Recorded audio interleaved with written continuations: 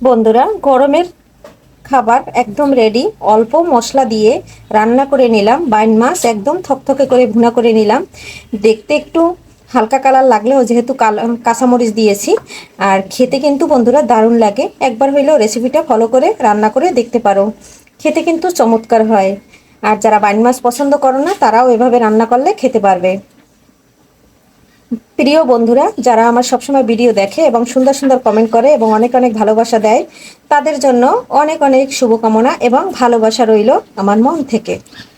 আর সবাই প্লিজ বন্ধুরা একটা লাইক দিয়ে ভিডিওটা কন্টিনিউ করবে। একটা লাইকের কারণে যেতে পারবো নতুন নতুন বন্ধুদের কাছে। নমস্কার বন্ধুরা, সবাই কেমন আছো? আমি পাপড়ি কিচেন অ্যান্ড ব্লগ থেকে চলে আসলাম। আজকে বাইন মাছ রানবো নতুনভাবে। আজকে নারকেল বেটে তারপরে আমি বাইন মাছটা ভুনা করব। সাথে থাকো বন্ধুরা, কিভাবে রান্না করি দেখতে থাকো। আর আমার ভিডিও আজকে আশা করি সবার কাছে খুব খুব ভালো লাগবে। আর গলার কণ্ঠটা একটু খারাপ হয়েছে, গরম ঠান্ডা লেগে একদম গলা বসে গেছে বন্ধুরা। কথায় যদি কোনো ভুল ত্রুটি থাকে ক্ষমা সুন্দর দৃষ্টিতে সবাই দেখবে, ক্ষমা মার্জিত করবে বন্ধুরা, প্লিজ অনুরোধ। এখন আমি নারকেলটা বেটে নেব। দেখো বন্ধুরা, এখানে নিয়ে নিচ্ছি কাঁচা জিরা, এখানে নিয়ে নিচ্ছি একটা ছোট সাইজের পেঁয়াজ, আর নিয়ে নিচ্ছি ফ্রিজের থাকা নারকেল কোরানো, নিয়েছি 5টা 6টা কাঁচামরিচ, আর নিয়েছি 5টা রসুনের দেশি কোয়া। এটা আমি খুব সুন্দর করে পাটায় বেটে নেব বন্ধুরা। যেহেতু হাত দিয়ে আমি ক্যামেরা ধরি, তাই তোমাদের বাটাটা শেয়ার করছি না, আমি বেটে নেই তারপরে আবার দেখাচ্ছি তোমাদের। দেখো বন্ধুরা, একদম মিহি পেস্ট করে বেটে নিয়েছি খুব সুন্দর করে। এখন আমি এটা একটা বাটিতে তুলে নেব। দেখো বন্ধুরা, আমি পর্যাপ্ত পরিমাণে তেলটা দিয়ে দিচ্ছি।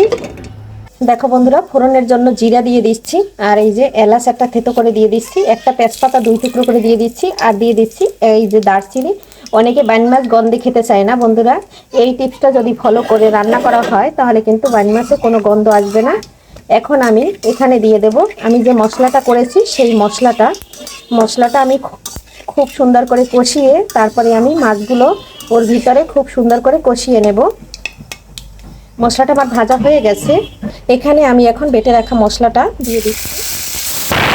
বন্ধুরা, যে বাটিতে আমি মশলা রেখেছিলাম সেখানে আমি মরিচের গুঁড়া দিয়ে দিচ্ছি। একটু ঝাল ঝাল করবো, ঝাল ঝাল করলে খেতে ভালো লাগবে।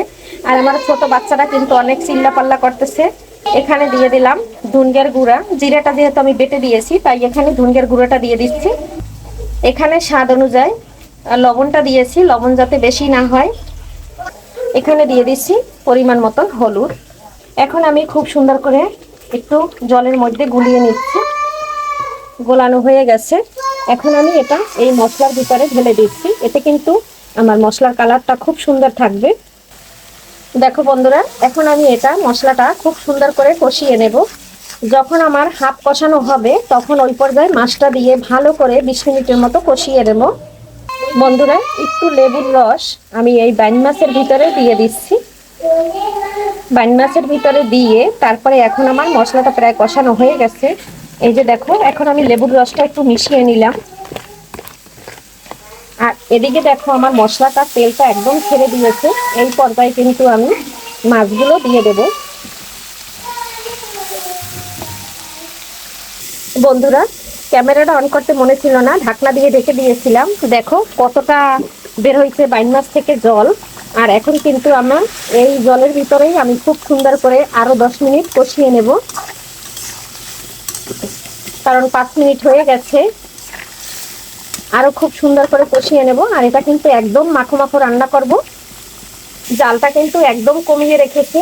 আর এই যে ঢেকে দিচ্ছি, 10 মিনিট পরে আবার আসতেছি বন্ধুরা। ক্যামেরাটা অন করতে মনে ছিল না, এখানে একটু গরম জল দিয়ে দিচ্ছি। দেওয়ার সাথে সাথে একদম ফুটে উঠেছে। আর এখন কিন্তু আমি একটু মাখো মাখো ঝোল রান্না করব, তারপরে কিন্তু নামিয়ে নেব। সামান্য পরিমাণে কিন্তু ঝোলটা দিয়েছি। দেখো বন্ধুরা, মাছটা আমার রান্না হয়ে গেছে। এই পর্যায়ে দিয়ে দিলাম 3টা কাঁচামরিচ মাঝখান থেকে ফালি করে। আর এখন দিলাম ধনে পাতাটা দিয়েছি। আর অল্প মশলা দিয়ে গরমে একদম ভুনা ভুনা করে বাইন মাছ রান্না করে নিলাম নারিকেল দিয়ে। খেতে কিন্তু দারুণ লাগে বন্ধুরা, আমি অনেকবার খেয়েছি, তোমাদের সাথে ভাবলাম আজকে শেয়ার করে নেই। এখন একটু নেড়ে ছেড়ে দিচ্ছি। আর এখন কিন্তু বন্ধুরা জালটা অফ করে দেব। আমার রান্নাটা একদম হয়ে গেছে। আর কেমন লাগলো আজকের রেসিপিটা তোমাদের? অল্প মশলা দিয়ে একদম পাটায় মশলা বেটে রান্না করে নিলাম।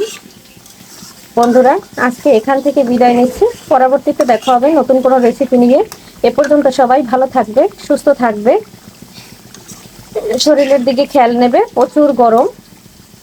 আর আগামী ভিডিও দেখার আমন্ত্রণ জানাচ্ছি সবাইকে। Bye bye.